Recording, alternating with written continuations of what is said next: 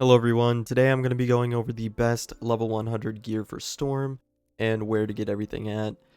Pretty much everything here is set in stone. There might be a few alterations that you could make with your own judgment, but let's go ahead and get started off with the hat. I have the Malister's Cowl of Flux as the best hat. There are two other options here, one of them not so good, the other one is a little debatable. You will have to socket a jewel if you decide that one. Let's start off with the one that you're not going to want to go with. And that is going to be the Crocopatra Maelstrom Fez. That's going to be from the Crocopatra Exalted Duel. And the reason why you don't want to go with this one, you're losing out on damage, you're losing out on power pip, and pretty much for Storm, you're going to need that power pip. They already struggled to get anywhere close to 100%. You're going to need to socket a power pip jewel if you do want to hit 100%, so I would not go with the Maelstrom Fez. Moving on to the other option, I have the Burrower Crown of Thunder. The reason why I kind of recommend this one is because you gain block and you gain a little bit of damage, as well as gaining 8% accuracy. You are going to be losing out on your Pierce and all of your power pip, and that is a huge problem because you're losing out on 10% and you will not be able to get to 100% power pip if you choose to rock the boots also.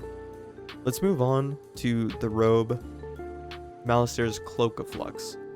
Now there is another potential option, but I definitely wouldn't go with it. It's more if you don't want to farm Malister, which I think you should totally farm Malister because that's where all three of these items are going to be from. However, let's take a look at it. You might be saying, isn't the Rattlebones robe the best for the other schools? Let's go ahead and look at it for Storm. You're going to be losing out on your damage, you're losing out on your power pip and your accuracy. You're gaining one critical and one resist, so is it really worth it? Definitely not. This is like a watered down Malister robe, and you definitely do not want to rock this. Going back to the piece that we had earlier, the hat, you can look at the robe. Again, it's not anywhere close to the Malister robe. I believe for the Malister robe, you're going to be rocking this until potentially level 150. And even then, you could probably still rock it past 150. So definitely Malister Cloak of Flux as the best robe, hands down. Let's move on to the boots. I have the Malister's Boots of Flux. This is another one that is a potential switch, but if you do switch, you're going to have to socket your jewel. You're going to have to pick and choose here to either switch the hat or the boots, because if you switch both of them, you will not get 100% power pip. But let's take a look at them. So the Boots of Flux, 26 damage, 105 block, 6 pierce, 5 accuracy, and 8 power pip. Those are like your main stats. You do get 7 resist. Let's take a look at the Mouse Shoes of Ingenuity. You're going to be having the same amount of damage at 26, same resist. You're losing a little bit of pierce, losing a little bit of block, keeping accuracy, but you are gaining crit. That's why I would say this might be the one that you want to switch. You are losing out on your 8% power pip that you would get from the Malister boots. You can get an 8% jewel at level 85, so that's an easy swap. For the wand, hands down, this is the best wand for level 100. Like, you cannot get any better than this until like level 150. I believe 150 with Merciless Gear is probably the only thing that's an upgrade, or the Aeon, because like that's insane. It's the Sandstorm Sword and Shield. Now don't worry, I will be showing where to get everything at each location, because I do know that not very many people know about these level 100 gear, because they reworked the drops from Chrysalis. I will show you a little bit later. The Sandstorm Sword and Shield, 59 block, 19 damage, 6 pierce, and 118 storm crit. That's absolutely insane. And 9% more damage than the Skyrim Hasta. So this is just hands down your best wand. For the athame, the Dragon's Talon of Tumult, you could use the retired Morganth Amulet and get an extra damage from it. The only reason why I recommend this one is because, of course, it is retired. I mean, your 16 universal damage, it's basically just an upgrade of the Blade of the Felled Titan. You're going to be getting your 2 pierce slots and a health slot, and then also a triangle slot, which you can socket your power pip. Moving on to the amulet, I have the Flygob's Medallion, 4 pierce, 35 crit, and 4 resist. Basically the best, unless you have the retired Morganth Amulet. This is the new one. You definitely don't want to be using this. You're losing out on resist even. It's basically just a downgrade at that point. Moving on to the ring, this one is the most insane ring, and that's the Band of the Shadow Web. This is a rework drop from Morganth, and it gives 13 storm damage, 58 crit, 34 block, 16 power pip. Absolutely insane. I would not change this for anything else. Maybe just use the Alpha and Omega if you didn't want to farm for this, because it can be a little much, but this honestly is worth the farming. Moving on to the deck of the Prowling Wolf for that triangle slot. Basically you just craft this from Darkmoor. It's probably the easiest one to get, but you could rock the deck of Shadow Lightning if you didn't want to craft. Although this one just drops from various bosses in Chrysalis, I'd still craft this one. It's probably so much easier to get, and it's the best. Now there is one last thing that I want to look at, and that's going to be the pet. You can either rock a Quint or a Quadruple Proof. We can look at the stats real quick, and then I'll show you each individual one. 154 damage on a Quint with 35 resist is insane. You're also going to have 32 accuracy, so you're not going to fizz your spells. And you also have 522 crit. That can go up if you did switch to the Burrower Boots. 216 block, 41 pierce, which is also insane. And then, of course, you are going to have 100 power pip if you do socket a power pip jewel. You are going to have to socket a power pip jewel. But you do get 2 different triangle slots here and on the athame.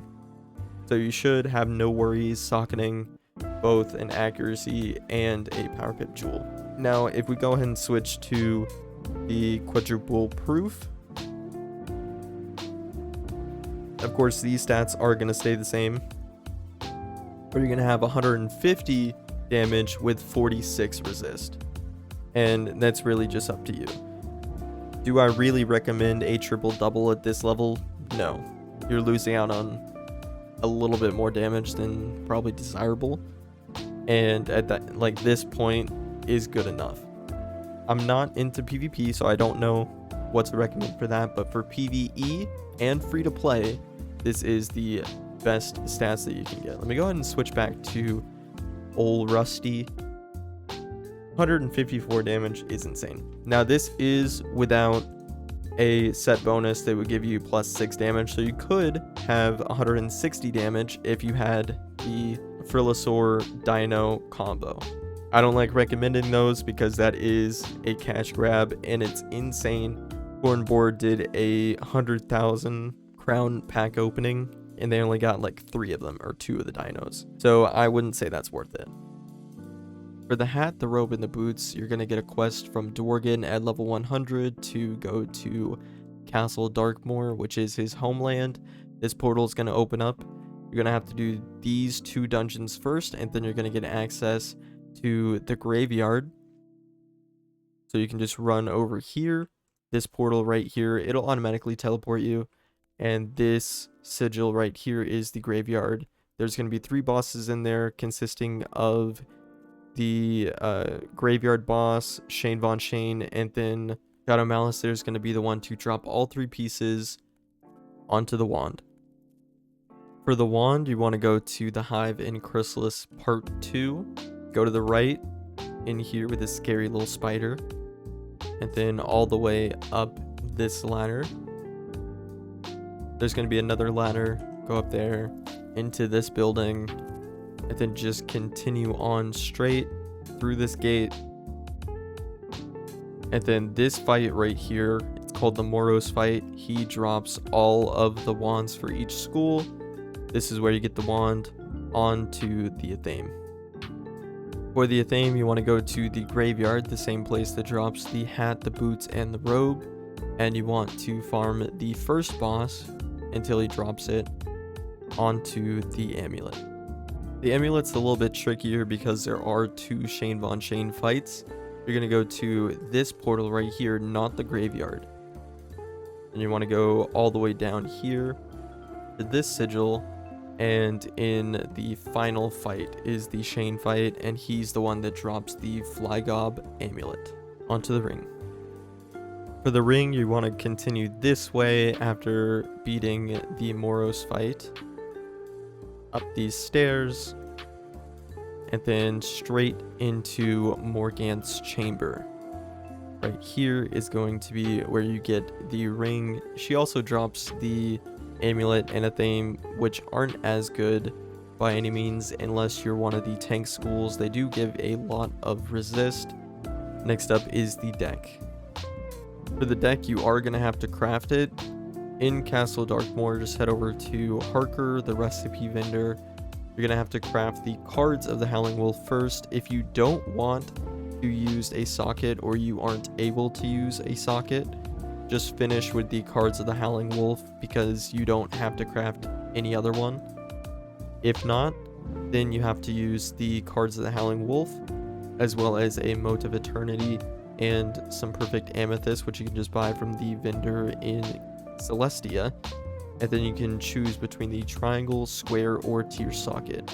Triangle is what I would recommend because you are going to need power pip or accuracy depending on which one you want to choose.